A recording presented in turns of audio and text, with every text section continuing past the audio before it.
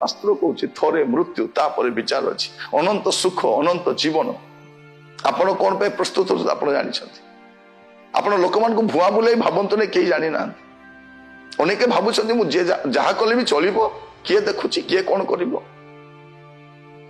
क्या डरुंट कि नहीं बड़ कथा नहीं जड़े जे आपण को अनंत शास्ति देवे जे आपणकर कर्मर विचार करेंगे एटलिस्ट डरंतु मन रखी था जड़े ईश्वर अच्छा जे सत्य जे वास्तव जे मनुष्यर समस्त गतिविधि को लक्ष्य कर दिन आसव विचार करेंगे आज अनेक लोग ईश्वर को मानती नहीं नास्तिक भाव में कथबार्ता हुए ईश्वर नहांती जदि अच्छा कहीं एमती हो कहीं हो ना जना पड़ो टे रुहतु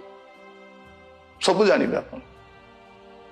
प्रभु आपण को कथा होती मुझे चाहे मोर प्रिय भाई भाई मैंने आज सतर्क हो